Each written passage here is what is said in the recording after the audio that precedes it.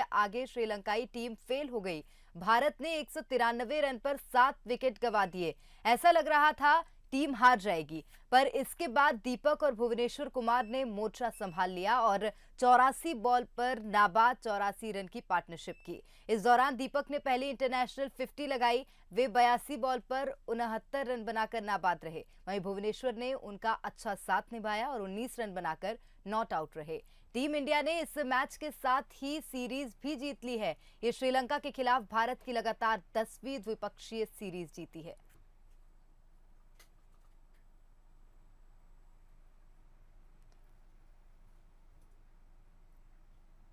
और Pegasus software से दुनिया भर में जासूसी के मामले में फ्रांस सरकार ने बड़ा फैसला लिया है। फ्रांस ने पेगासस सॉफ्टवेयर से कथित जासूसी की जांच शुरू करने का आदेश दे दिया है। 16 मीडिया संस्थानों की संयुक्त रिपोर्ट सामने आने के बाद पूरी दुनिया में पेगासस सॉफ्टवेयर से जासूसी का मुद्दा उठ रहा है। वहीं भारत में भी इजरायली कंपनी के इस सॉफ्टवेयर से 300 मोबाइल नंबरों की जासूसी होने का दावा किया गया, जिसमें कई बड़े नेताओं सहित पत्रकारों और सर्वोच्च न्यायालय के न्यायाधीश का नाम शामिल है। बता दें कि इजरायली कंपनी एनएसओ ने पेगासस को विकसित करने के बाद विभिन्न देशों की सरकारों को बेचना शुरू किया। 2013 में सालाना $4 करोड़ कमाने वाली इस कंपनी की कमाई 2015 तक करीब 4 गुना बढ़कर $15 करोड़ से भी ज्यादा हो गई। वहीं 2019 में फेसबुक के सुरक्षा विशेषज्ञों ने पेगासस को एक बड़ा खतरा बताते हुए केस दायर किया था। इसी दौरान व्हाट्सएप ने भारत में कई कार्यकर्ता और पत्रकारों के फोन में इसका उपयोग का खुलासा किया।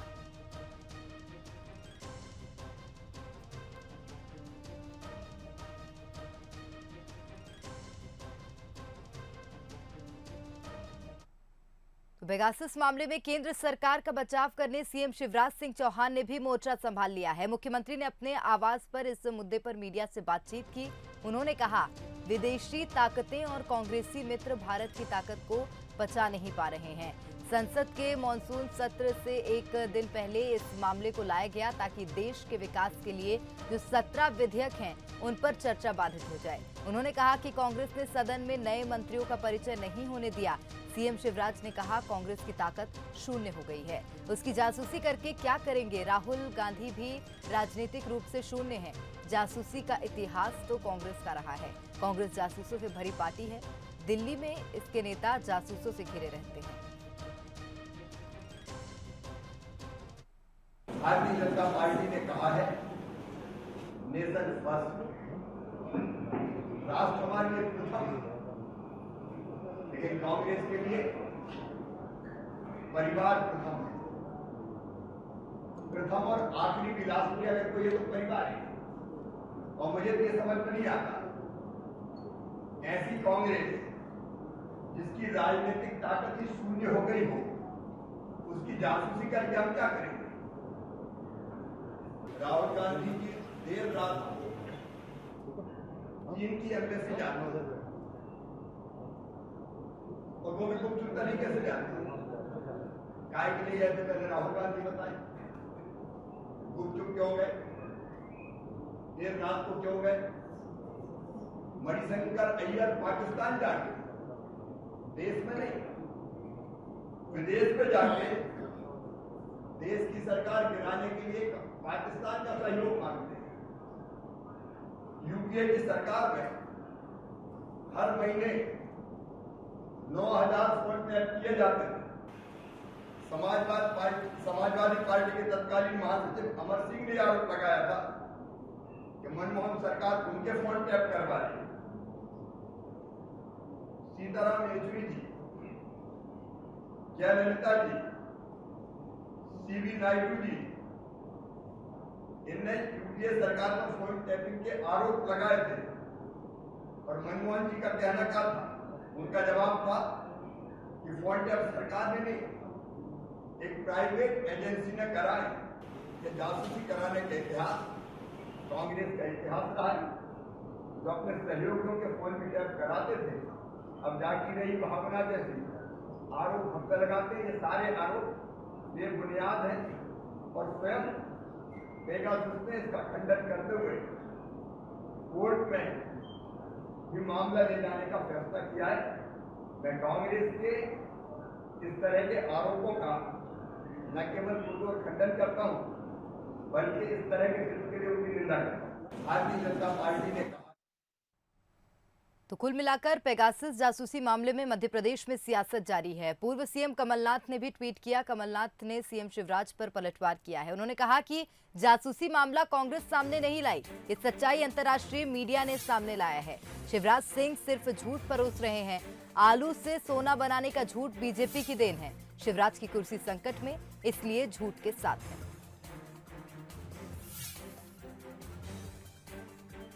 तो पूर्व मुख्यमंत्री कमलनाथ ने ट्वीट किया है और शिवराज सिंह पर पलटवार किया। कहा कि शिवराज झूठ परोस रहे हैं। मध्य प्रदेश में कमलनाथ की सरकार गिरने को लेकर सीएम शिवराज सिंह ने कांग्रेस पर बड़ा हमला बोला। शिवराज सिंह ने कहा कि मध्य प्रदेश में दिग्विजय सिंह ने कमलनाथ सरकार गिराई। दिग्विजय सिंह एक मंत्री की जासूसी करते थे। कमलनाथ को निपटाने का काम भी दिग्विजय सिंह ने ही किया है। वहीं बीजेपी में सीएम उम्मीदवार वाले दिग्विजय सिंह के ट्वीट पर सीएम शिवराज ने कहा कि दिग्विजय सिंह के पास सारी लिस्ट और सूची है, वो खुद ही बता दें। कांग्रेस कोई दल तो नहीं बचा, कांग्रेस दलदल हो गया। आप देखिए मध्य प्रदेश में भी कमलनाथ जी को निपटाने का काम कौन ने किया? श्रीमान दिग्विजय सिंह जी ने एक पद की जानकारी रखते थे और पीछे से सरकार की सुनिश्चित कराते थे। कारगुजारी नहीं कर रहे, उनके पास तो हर चीजों की लिस्ट रहती है ना। आजकल दिग्विजय सिंह के पास भी लिस्ट रहती है, दिग्विजय जी के पास भी, और कमलनाथ के पास भी लिस्ट रहती है। अब सब चीजों की लिस्ट है, पेन ड्राइव उनके पास है, पेगासस की लिस्ट उनके पास है। तो एक तो वो क्या ही बताते हैं, वो कहां से लाते हैं और कहां से जासूसी कराते हैं, और यह तो जारी करेंगे, कहते क्यों है हमारे पास। और चलिए आगे बढ़ते हैं। मध्य प्रदेश की शिवराज सरकार के ऊर्जा मंत्री प्रद्युम्न सिंह तोमर अपने ही गृहनगर में घिरते हुए नजर आ रहे हैं। उनके खिलाफ ग्वालियर विधानसभा में कांग्रेस ने मोर्चा खोल दिया है। कांग्रेस ने गेंडे वाली सड़क का नाम मंत्री प्रद्युम्न सिंह तोमर मार्ग रख दिया है। इसके लिए बाकायदा बैनर भी टांग दिया है। आप सोच रहे होंगे कि सड़क का नाम मंत्री के नाम पर क्यों रखा गया है, तो उसके पीछे वजह यह है कि गेंडे वाली सड़क पर लोगों का चलना मुश्किल हो रहा है। पहली बारिश से ही यहाँ कीचड़ जैसे हालात हो रहे हैं। रोड पहले से ही अमृत योजना के चलते खुदी पड़ी थी। पहले तो कांग्रेस ने यहाँ विरोध प्रदर्शन किया, फिर सड़क का नामकरण कर दिया। यहाँ की सड़कों की स्थिति बहुत ज़्यादा बदहाल स्थिति में है और लगातार कांग्रेस पार्टी इन सड़कों की निर्माण की मांग लगातार करते आ रही है। फिर भी यहाँ के मंत्री, यहाँ के विधायक प्रद्युम्न सिंह तोमर के कानों में जू नहीं रह रही। आज हमने वार्ड 36 के अंतर्गत गेंडे वाली सड़क का नामकरण मंत्री जी के नाम से कर यहाँ एक बैनर लगाया है। बहुत जल्द ही इन सड़कों का निर्माण नहीं किया गया तो हर सड़क पर जहाँ भी विधानसभा के अंतर्गत टूटी सड़कें पड़ी हैं उन सड़कों का नामकरण मंत्री प्रद्युम्न सिंह के नाम से किया जाएगा। टोक्यो ओलंपिक्स शुरू होने में अब सिर्फ 3 दिन का समय रह गया है। ओलंपिक्स को लेकर खिलाड़ियों और दर्शकों में खासा उत्साह है, लेकिन फिलहाल टोक्यो ओलंपिक्स पर कोरोना का खतरा गहराता जा रहा है। मंगलवार को खेलगांव में एक विदेशी एथलीट सहित खेलगांव से बाहर ओलंपिक की तैयारी में जुटे 8 लोग कोरोना संक्रमित हो गए हैं। आयोजकों के मुताबिक मंगलवार को कोरोना के 9 नए मामले सामने आए हैं। इनमें एक विदेशी एथलीट खेलगांव से है, जिसके बाद खेलगांव में अब कोरोना के 4 मामले हो गए। वहीं मैक्सिको मेंस बेसबॉल टीम के 2 खिलाड़ी कोरोना संक्रमित पाए गए हैं। टीम को 31 जुलाई को जापान के लिए रवाना होना था। बता दें कि कोरोना महामारी के कारण टोक्यो में आपातकाल लागू है। कोरोना के बढ़ते मामलों के चलते ओलंपिक स्टेडियम में दर्शकों की एंट्री बैन कर दी गई।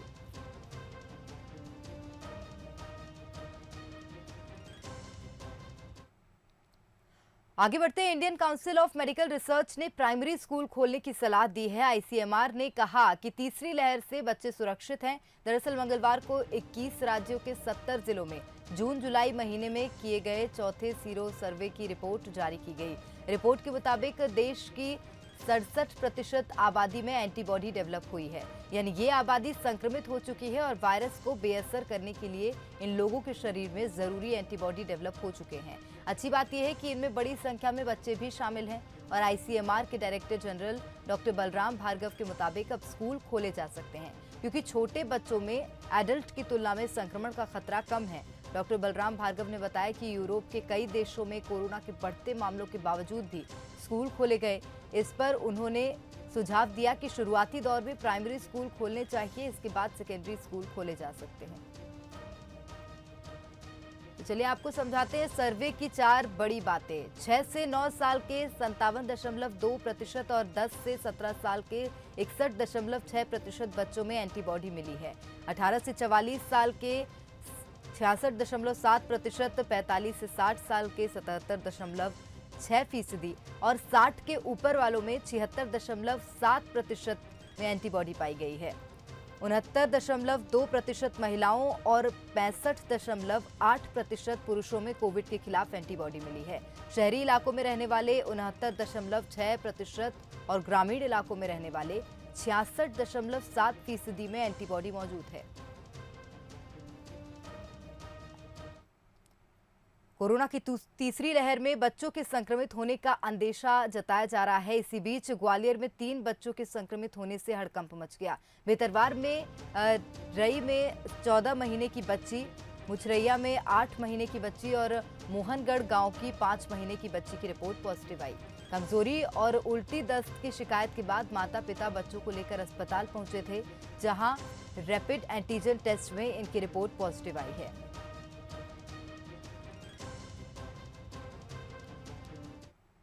निकले हैं, इसमें से 2 तो हमारे भितरवार के हैं और एक हमारा हजीरा का निकला है। और जो हजीरा वाला है उसी को लक्षण थे, बाकी 2 के तो वो एक तो उसमें से ऑपरेशन के लिए आया था और एक मम्मी पापा के साथ पेरेंट्स के साथ आया हुआ था, उसका भी सैंपल लिया गया। तो ऐसे जो भितरवार वाले 2 हैं उनमें तो कोई सिम्टम ही नहीं है, कोई लक्षण ही नहीं है। और इसमें भी जो हजीरा में जिसकी जाँच हुई वो भी साधारण सिम्टम है, तो ये भी ऐसा कोई घबराने वाली बात नहीं है। नहीं, बिल्कुल बिल्कुल ऐसा सतर्क तो रहना ही है, सतर्क तो हमेशा ही रहना है। कोविड के प्रोटोकॉल का तो अभी अपने को और ज़्यादा पालन करना है, बाकी ये तीसरी लहर वाली ऐसी कोई बात नहीं है। कटनी जिले के कैमूर में वैक्सीनेशन सेंटर के बाहर लंबी कतारें देखने को मिल रही हैं। वैक्सीन लगवाने पहुंच रहे लोग ना ही मास्क पहन रहे हैं और ना ही सोशल डिस्टेंसिंग का पालन कर रहे हैं। यहां वैक्सीनेशन के लिए लोगों के बीच एक अलग ही उत्साह देखने को मिल रहा है, लेकिन लोगों की भारी भीड़ तीसरी लहर को भी निमंत्रण दे रही है। वैक्सीनेशन सेंटर पर अव्यवस्था साफ तौर पर नजर आ रही है। टीका लगवाने का इंतजार करते लोगों के हाथ निराशा भी लग रही है। थी मम्मी लाइन में खड़ी थी उस समय, वहीं पे नीचे चक्कर जब वो सब लेडीज देख रही थी, नीचे गिर गई थी वहाँ पर खड़े खड़े, वहीं पर ही गिर गई थी। फिर जबरदस्त खड़े करके फिर वो पता नहीं कहाँ चले गए, भैया 15 मिनट बाद आएंगे। इनको 2-2 ढाई घंटे से लेडीज़ें खड़ी हैं, इनको आदत थोड़ी रहती है घर में खड़े रहने की, लगातार खड़ी हुई हैं। कई लेडीज़ों को और तकलीफ होगी, मम्मी को देखिए ना, अभी गिर गई थी। अभी क्या ऐसे हालत में मैं उनको टीका लगवाऊँगा, और मुझे ये नहीं मालूम कि आज अगर मैं इनको टीका नहीं लगवाता हूँ तो कल फिर लगाने मौका मिलता है क्या नहीं है। हम लोगों को हमारी तकलीफ मालूम है। आगे बढ़ते हैं। भोपाल साइबर क्राइम ब्रांच ने ब्लैक फंगस के इंजेक्शन के नाम पर ठगी करने वाले शातिर आरोपी को गिरफ्तार किया है। आरोपी अलग अलग सोशल मीडिया प्लेटफॉर्म से दोस्ती कर ब्लैक फंगस के इंजेक्शन सस्ते दाम पर देने का झांसा देते थे। आरोपी ने भोपाल के एक युवक से इंजेक्शन के नाम पर करीब 1.5 लाख रुपए की धोखाधड़ी की थी, जिसके बाद आरोपी को दिल्ली से गिरफ्तार किया गया। पूछताछ में आरोपी ने 15 वारदातों को अंजाम देने का खुलासा किया है। पुलिस पूछताछ में और खुलासे होने की उम्मीद है। हमारे पास कुछ दिन पहले कंप्लेंट आया था कि एक व्यक्ति है जो सोशल मीडिया के ऊपर इस तरह के रिक्वेस्ट एक्सेप्ट कर रहा है कि वो पता करता है कि किसको ब्लैक फंगस के दवाइयों की आवश्यकता है और उसके बाद उसको उपलब्ध कराने की बात करता है। तो उसी तरीके से इस व्यक्ति ने एक व्यक्ति के पास से पैसे मंगाए थे, ऑनलाइन फ़ोन पर बात किया था और उसके बाद कभी डिलीवरी दी ही नहीं। तो ये वाला मामला था, तो इसमें हम लोगों ने एक आरोपी को गिरफ्तार किया। वो अभी थोड़ा सा इन्वेस्टिगेशन का विषय है। उसका कहना है कि उसने ये चीज़ करना बस शुरू ही किया था, क्योंकि यदि आप देखेंगे तो ब्लैक फंगस का स्पैन को बहुत छोटा था। तो जो हमारे समझ में आ रहा है ये बहुत ज़्यादा नहीं है, इसने कुछ 10-15 लोगों को किया होगा इससे पहले। और बरेली से खबर मिल रही है, कलेक्टर ने 8 करोड़ 64 लाख का जुर्माना लगाया है। जीबीआर इंफ्रा प्राइवेट लिमिटेड पर जुर्माना लगाया गया। अवैध मिट्टी उत्खनन करने पर कार्रवाई की गई है। उदयपुरा के नूरनगर गांव में अवैध मिट्टी उत्खनन करने पर कार्रवाई हुई। खनिज अधिकारी को आदेश दिए हैं कि आगे कार्रवाई की जाए। 15 दिन में जुर्माना राशि जमा कराने की कार्रवाई करने के आदेश दिए गए हैं। खनिज विभाग को कलेक्टर उमा शंकर भार्गव ने कार्रवाई की। 8 करोड़ 64 लाख का जुर्माना लगाया है GBR infra private limited company पर। अवैध मिट्टी उत्खनन करने पर यह कार्रवाई हुई। उदयपुरा के नूरनगर गांव में अवैध मिट्टी उत्खनन करने पर कार्रवाई की गई। वहीं 15 दिन में जुर्माना राशि जमा कराने की कार्रवाई करने के आदेश कलेक्टर ने खनिज अधिकारी को दिए हैं।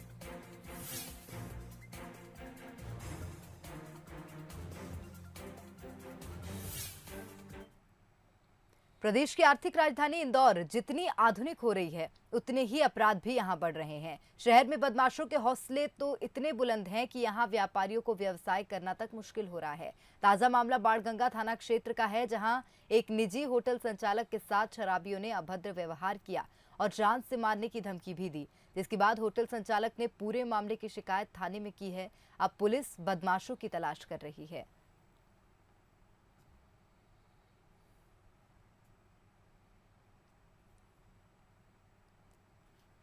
तो शहर में बदमाशों के हौसले भी बुलंद दिखाई दे रहे हैं। व्यापारियों को व्यवसाय करना तक मुश्किल हो रहा है। ये तस्वीरें आप देख सकते हैं बाणगंगा थाना क्षेत्र की हैं, जहां एक निजी होटल संचालक के साथ शराबियों ने अभद्र व्यवहार किया है, मारने तक की धमकी दी।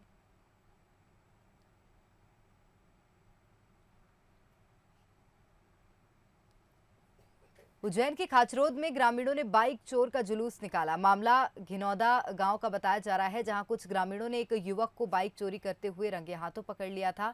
हद तो तब हो गई जब ग्रामीणों ने उसके सारे कपड़े उतार दिए और पूरे गांव में घुमाकर उसका जुलूस निकाला। जानकारी के मुताबिक गांव के एक किसान की बाइक चौराहे पर खड़ी थी, तभी युवक बाइक के पास आया और उसे लेकर भागने की कोशिश की, लेकिन ग्रामीणों ने पकड़ लिया और कपड़े उतरवाकर गांव में उसका जुलूस निकाला।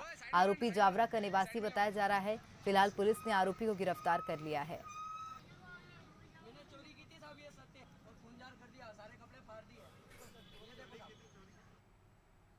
टीकमगढ़ में एक बार फिर मानवता शर्मसार हुई है। दरअसल अनंतपुरा गांव के पास से एक बाइक सवार युवक गाय से भिड़कर सड़क पर गिर गया, जिसके बाद बाइक सवार करीब 1 घंटे तक सड़क पर ही पड़ा रहा, लेकिन कोई ऐसा नहीं था जो बाइक सवार की मदद कर सके। लोग रुकते, देखते और चल देते। बड़ी बात तो ये भी है कि कई लोग बाइक सवार को देख रुके भी, लेकिन उसे उठाने की जगह वीडियो बनाने लगे, लेकिन किसी का दिल नहीं पसीजा। रिश्तेदारी में गया था, रिश्तेदारी से वापसी हुआ तो अनंतपुरा के लगभग एक्सीडेंट हुआ। लगभग एक घंटे करीब किसी ने मदद नहीं की, रोड पर पड़ो लो बच्चा। इसके बाद में 108 एम्बुलेंस लेके जिला अस्पताल में लेके आए। तो जब हम पता लगा तो अस्पताल हम आए, इलाज जारी नहीं हुआ। तो अभी कैसे है बच्ची की हालत? अभी गंभीर हालत है उसकी।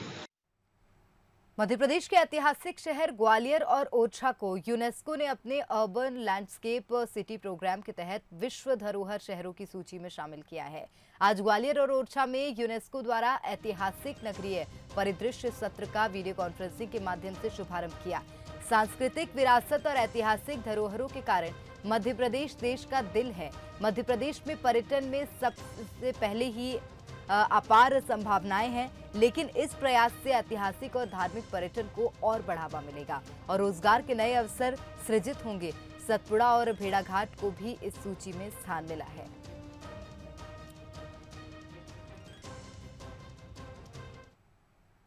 आगे बढ़ते हैं। बॉलीवुड एक्ट्रेस शिल्पा शेट्टी के पति और बिजनेसमैन राज कुंद्रा की डर्टी पिक्चर की परत दर परत फाइल खुल रही है। इसकी छानबीन में पुलिस ने चौंकाने वाले खुलासे भी किए हैं। मुंबई क्राइम ब्रांच के मुताबिक कुंद्रा ने पॉर्न फिल्म इंडस्ट्री में 8 से 10 करोड़ रुपए का निवेश किया है। कुंद्रा ने ब्रिटेन में रह रहे अपने भाई के साथ कैनरिन नामक कंपनी बनाई और उसका रजिस्ट्रेशन विदेश में करवाया ताकि भारत के साइबर लॉ से बचा जा सके। कुंद्रा की टीम पॉर्न मूवी के वीडियो भारत में शूट करती थी और वी ट्रांसफर के जरिए उन्हें कैनरिन को भेज दिया जाता था। वहीं ये वीडियो एडिट होते थे। इस पूरे धंधे को चलाने राज कुंद्रा की कंपनी कैनरिन ने हॉट शॉट्स नाम का एक ऐप बनाया। और इस पर पॉर्न वीडियो पेड सब्सक्रिप्शंस के साथ बेचा जा रहा था। ये app Google play store, Apple store और दूसरे किसी ऑथेंटिक स्टोर ऐप पर मौजूद नहीं है। इस ऐप पर पॉर्न कंटेंट, वेब सीरीज से लेकर पॉर्न मूवीज दिखाई जाती हैं।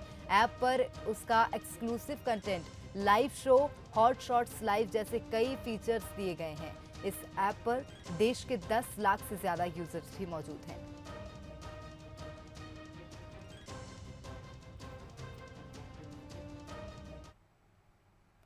मिशिगन की वैदेही डोंगरे की मिस इंडिया यूएसए 2021 के खिताब से उन्हें नवाजा किया है। वहीं जॉर्जिया की अर्शी लालानी दूसरे स्थान पर रहीं। वैदेही ने यूनिवर्सिटी ऑफ मिशिगन से ग्रेजुएशन किया है। वे बिजनेस डेवलपमेंट मैनेजर के तौर पर कई जगह काम कर चुकी हैं। वैदेही ने बताया कि वे महिलाओं को साक्षर और आर्थिक रूप से सक्षम बनाना चाहती हैं।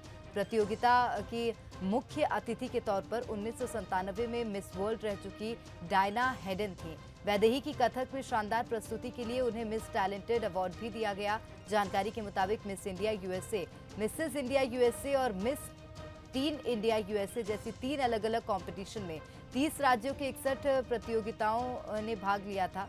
इस प्रतियोगिता में शामिल होने के लिए सभी प्रतिभागियों को मुंबई का टिकट दिया गया था। बता दें कि मिस इंडिया यूएसए की शुरुआत 40 साल पहले इंडिया फेस्टिवल कमेटी के बैनर तले हुई थी। 1980 से ये प्रतियोगिता जारी है। ये भारत के बाहर सबसे लंबे समय तक चलने वाली भारतीय प्रतियोगिता है।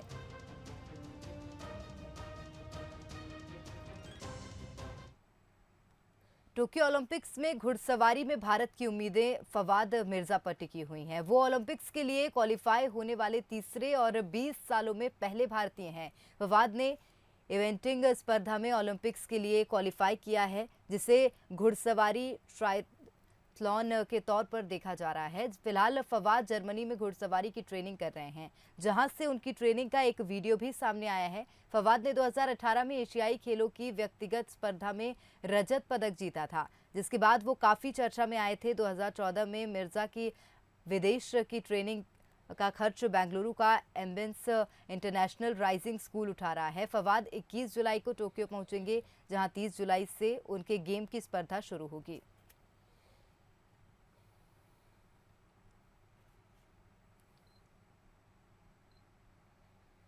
और आखिरकार दुनिया के सबसे अमीर शख्स ने अंतरिक्ष की सैर कर ही ली। जी हां, अमेज़न के फाउंडर जेफ बेजोस अंतरिक्ष की 10 मिनट की यात्रा करके धरती पर लौट आए। वे भारतीय समय के मुताबिक मंगलवार शाम करीब 6:42 पर स्पेस टूर के लिए रवाना हुए थे। उनके साथ 3 और यात्री थे। इनमें एक उनके भाई मार्क, 82 साल के वैली फंग और 18 साल के ओलिवर डेमन भी शामिल हैं। ओलिवर ने हाल ही में हाई स्कूल पास किया है। बेजोस के साथ स्पेस में जाने के लिए किसी अनजान शख्स ने $28 मिलियन की बोली लगाई थी। वो इस ट्रिप में नहीं जा सका, उसी की जगह ओलिवर गए थे। इससे एक हफ्ते पहले ही 11 जुलाई की ब्रिटिश अरबपति रिचर्ड ब्रैंसन भी अंतरिक्ष सैर पर गए थे। वैसे बेजोस ने अंतरिक्ष में जाने के लिए 20 जुलाई का दिन इसलिए चुना है क्योंकि अपोलो 11 स्पेसशिप के जरिए एस्ट्रोनॉट्स नील आर्मस्ट्रॉन्ग और बज एल्ड्रिन आज से ठीक 82 साल पहले 1969 में चंद्रमा पर पहुंचे थे।